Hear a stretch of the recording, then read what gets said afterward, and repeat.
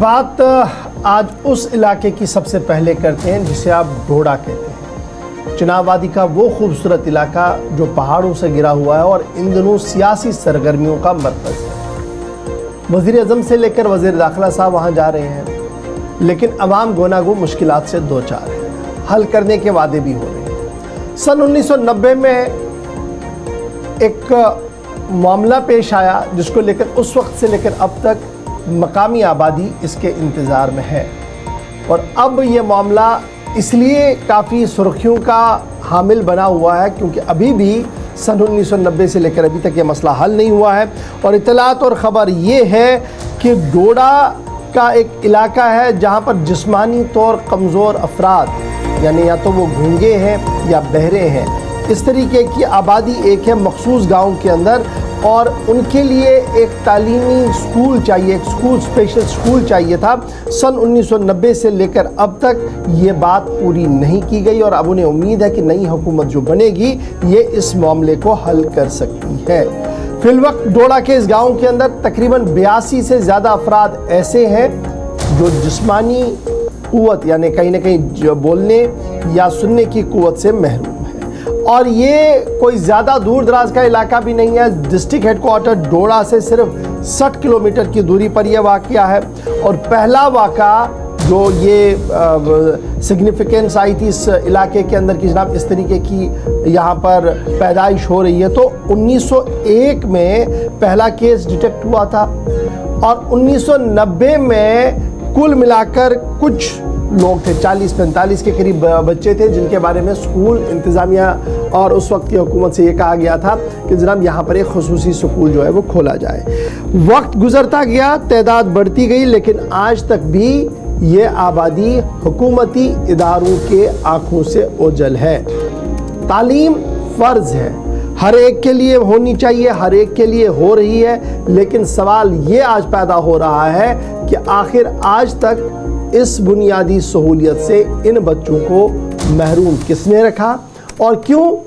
रियासती इंतज़ामिया, ज़िला इंतज़ामिया और रियासत के अंदर सियासत करने वाले अफराद इन जिस्मानी तौर कमज़ोर अफराद के लिए नहीं सुन पा रहे हैं। एक बड़ा सवाल है और आज ये सवाल डोडा से आया है और इसी से हमने अपनी खबर का आगाज़ कर दिया है। अपने नुमाइंदे शीतल शर्मा से चलेंगे जिनका ये नेटिव इलाका भी है, इस इलाके को काफ़ी अच्छे से जानते हैं। शीतल, बड़ा इम्पोर्टेंट ये सवाल है कि इलेक्शन हमारे सामने है, हाई प्रोफाइल कैंपेनिंग इस पूरे इलाके के अंदर चल रही है, लेकिन सवाल जब हम देखते हैं तो 1901 या 2 के आसपास मामला सामने आया था जब पहला केस सामने आया था, और फिर सन 1990 से कंटिन्यूसली ये डिमांड है कि डेफ एंड डम्ब जो बच्चे हैं उनके लिए स्पेशल स्कूल यहाँ पर खोला जाए। अब जाकर फिर से उन्हें उम्मीद है कि नई सरकार बनेगी। पहले ये टोपोग्राफी समझाइएगा कि कौन सा ये इलाका है, किस तरीके के लोग वहाँ रह रहे हैं और हुकूमत की नज़रों से यह ओझल क्यों है, दूर क्यों है? बिल्कुल, देखिए मैं आपको बताना चाहूँगा, डोडा एक ऐसा इलाका है, डोडा किश्तवाड़ हो या रामबन हो, चिनाब वैली का पूरा इलाका जो आतंकी प्रभावित इलाका है। काफ़ी वर्षों से 1990 के दशक से वहाँ पर जो है आतंकवाद रहा है,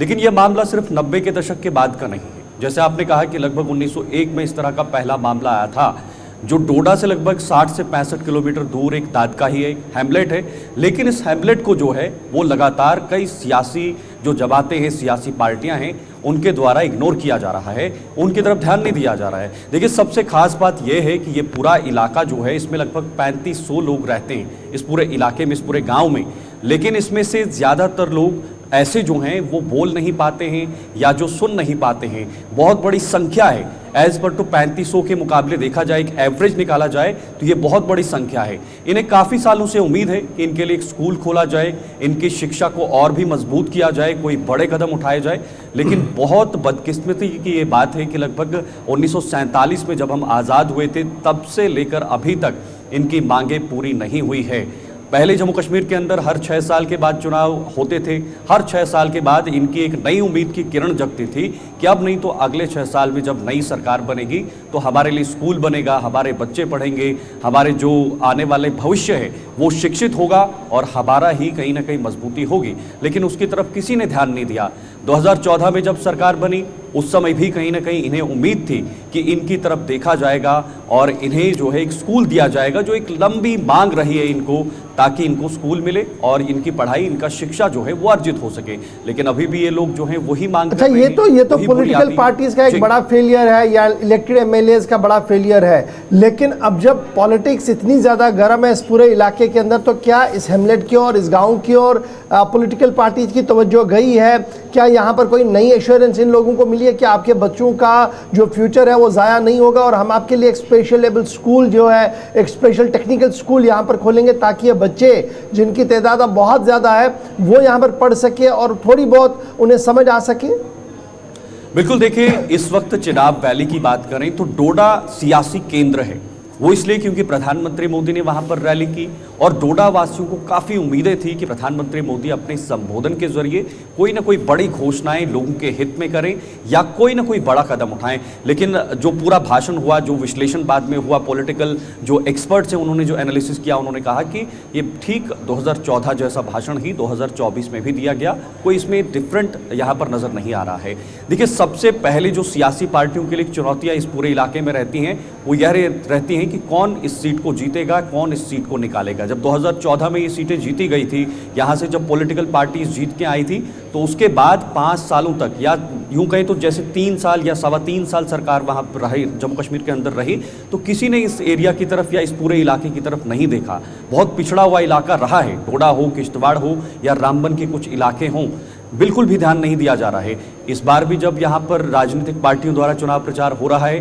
तो मात्र इस प्रचार के जरिए सिर्फ और सिर्फ ये सुगंध निकलकर सामने आ रही है कि कैसे। तो क्या शीतल, इस बार जो कैंपेन हम देख रहे हैं, प्रधानमंत्री से लेकर हम देख रहे हैं गृहमंत्री तक जाना और बाकी पार्टियां भी, स्टार कैंपेनर्स मैदान में उतारे गए। खुद उमर अब्दुल्ला इन दूरदराज इलाकों में हेलीकॉप्टर के जरिए गए। प्रायोरिटीज़ हैं ये वो सारी चीज़ें जो 90s में भी और उससे पहले कंप्लीट नहीं हो सकी। इस वक्त प्राथमिकता क्या है कि सीट जीतनी है या बुनियादी मुद्दे हैं जिस पर वोट लेना है, उस पर भी कोई तवज्जो है? बिल्कुल, देखिए आसिफ, आप भी लगातार देख ही रहे हैं किस तरह से मैनिफेस्टो सभी पार्टीज ने सामने लाए और उस मैनिफेस्टोज में सबसे टॉप जो मुद्दे हैं सभी पार्टियों के, चाहे वो बीजेपी हो, नेशनल कॉन्फ्रेंस हो या पीडीपी हो, हम खुद समझ सकते हैं कि अगर धारा 370 को वापस लाना हो, पीएसए हटाना हो या पाकिस्तान से बातचीत हो, भारतीय जनता पार्टी है, हम इस नाम बदलने नहीं देंगे, हम 370 वापस लाने नहीं देंगे। तो ये जो प्रायोरिटीज़ घोषणा पत्रों में रखी गई हैं, ये खुद बता रही हैं कि अभी पॉलिटिकल पार्टीज का विजन क्या है, वो क्या चाहती हैं, क्या करना चाहती हैं। हालांकि हर बार ये दावे किए जाते हैं कि हम शिक्षा को मजबूत करेंगे या पिछले समय से कर रहे हैं, स्वास्थ्य को मजबूत करेंगे, ये दावे तो होते हैं, लेकिन ज़मीनी स्तर पर आसिफ अभी भी ये चीज़ें नहीं देखने को मिल रही हैं। बहुत बहुत शुक्रिया शीतल शर्मा हमारे साथ रहने के लिए। कुल मिला